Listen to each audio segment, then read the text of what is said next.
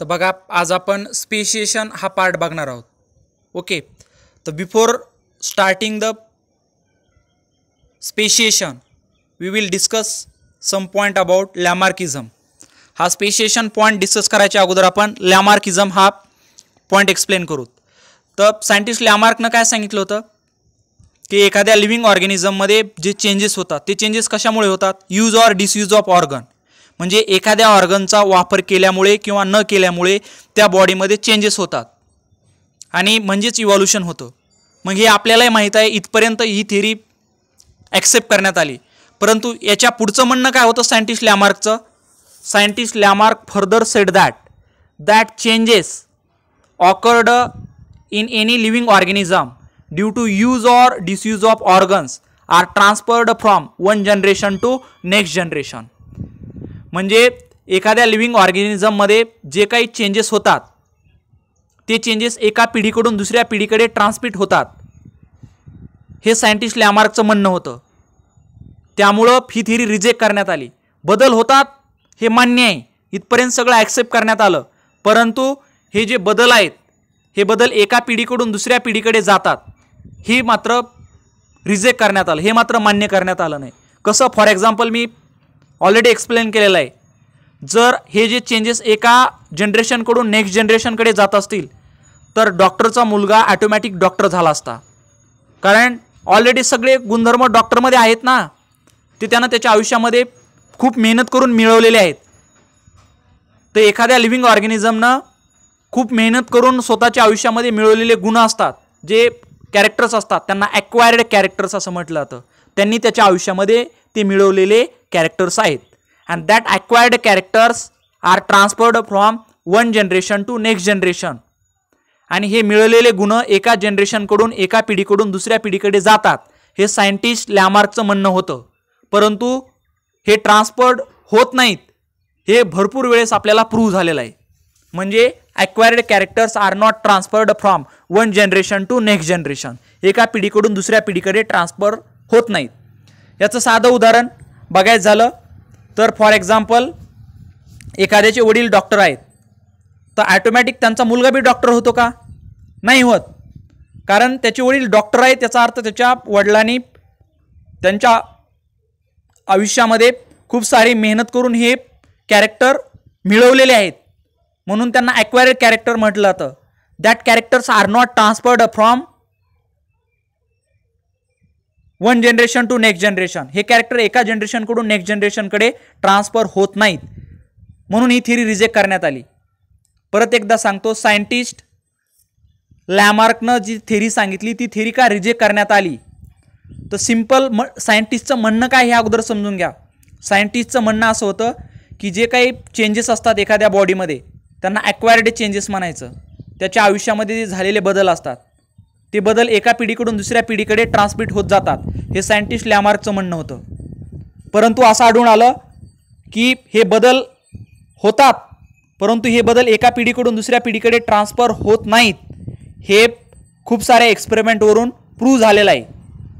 ते तुम्हालाही कळतं. आत्ता एक्झाम्पल सांगितलं, डॉक्टरचा मुलगा ऑटोमॅटिक डॉक्टर होतो का? नाही.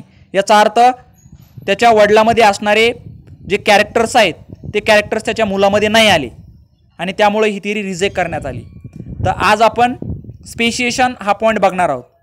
तर यामध्ये बघा, स्पेशिएशन हा पॉईंट बघायच्या अगोदर, due to evolution new species of plants and animals are formed. इव्हॉल्युशनमुळे काय होतं या ठिकाणी? इव्हॉल्युशनमुळे नवीन जातीचा जन्म होतो, मग ते प्राणी असतील वा ॲनिमल्स असतील.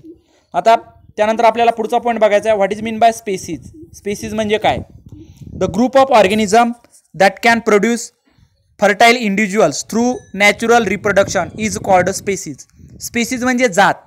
तर आपली ह्युमनसुद्धा एक जात आहे, ह्युमनसुद्धा एक जात आहे. मग जाती कोणाला म्हणायचं? सजीवांचा असा ग्रुप, लिव्हिंग ऑर्गॅनिझमचा असा एक ग्रुप, समूह, जो समूह काय करतो? आपल्या स्वतःसारखा जीव निर्माण करू शकतो. मग आता बघा, ह्युमन आपण आहोत, आपण आपल्यासारखा जीव निर्माण करू शकतो प्रजनन करून, त्यामुळं ह्युमन एक स्पेसीज आहे. तर सगळ्याला स्पेसीज जाती म्हणजे कळालं ना? It is the group of organism that can produce fertile individuals through natural reproduction is called a species. म्हणजे सजीवांचा असा एक ग्रुप जो की स्वतःसारखा जीव निर्माण करतो, त्यांना स्पेसीज असं म्हटलं जातं. त्यानंतर आपण पुढचा पॉईंट बघू. पुढचा पॉईंट आहे आपला स्पेशिएशन. तर आता स्पेसीज म्हणजे जाती कळालं, स्पेशिएशन म्हणजे काय ते आपल्याला या ठिकाणी डिस्कस करायचं आहे. तर बघा आता स्पेशिएशन म्हणजे काय, सगळ्यांनी केअरफुली रीड करा. The process of formation of new species from earlier ones is called speciation. म्हणजे अशी एक प्रोसेस आहे, प्रक्रिया आहे. या प्रक्रियेमध्ये नवीन स्पेसीज तयार होतात, म्हणजे नवीन जात तयार होते. तर नवीन जात तयार होण्याची जी प्रोसेस आहे that process is non as speciation.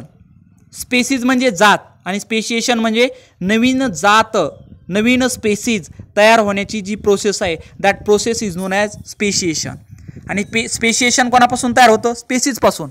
ज्यावेळेस स्पेसीजमध्ये म्हणजेच जातीमध्ये इव्हॉल्युशन व्हायला लागतं, म्हणजे हळूहळू बदल व्हायला लागतो, त्यावेळेस काय होतं, स्पेशिएशन व्हायला लागतं, म्हणजे नवीन जातीचा जन्म व्हायला लागतो.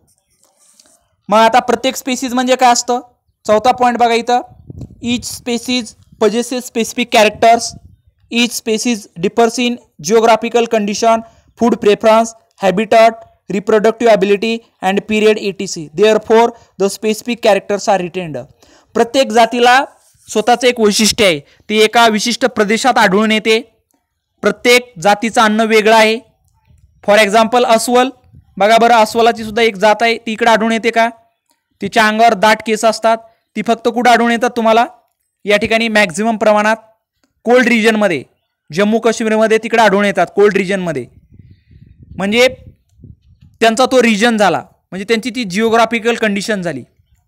प्रत्येकाचा हॅबिटेट म्हणजे वास्तव्य वेगळं आहे. कोणी पाण्यात राहतं, कोणी जमिनीवर राहतं, तर कोणी हवेमध्ये राहतं. हॅबिटेट म्हणजे कोण, छंद नाही इथं, हॅबिटेट म्हणजे राहण्याचं ठिकाण. प्रत्येकाचं राहण्याचं ठिकाण वेगवेगळं आहे. रिप्रोडक्टिव्ह ॲबिलिटी म्हणजे प्रजनन करण्याची क्षमतासुद्धा प्रत्येकाची कशी आहे, वेगवेगळी आहे. त्यांचा पिरियडसुद्धा वेगळा आहे. कोणी 2 महिन्यात रिप्रोडक्शन करू शकतं, कोणी 3 महिन्यामध्ये, असं वेगवेगळं रिप्रोडक्शनचा पिरियड आहे. आपण किती महिन्यात रिप्रोडक्शन करू शकतो, 9 महिन्यानंतर, कारण आपला 9 महिन्यानंतर जन्म होतो. तर प्रत्येकाचा रिप्रोडक्टिव्ह पिरियड हा कसा आहे, डिफरंट आहे. त्यामुळं प्रत्येकाचे कॅरेक्टर कसे आहेत, वेगवेगळे आहेत. मग आता हे स्पेशिएशन कशामुळे होतं, सगळ्याला स्पेशिएशन कळालं ना.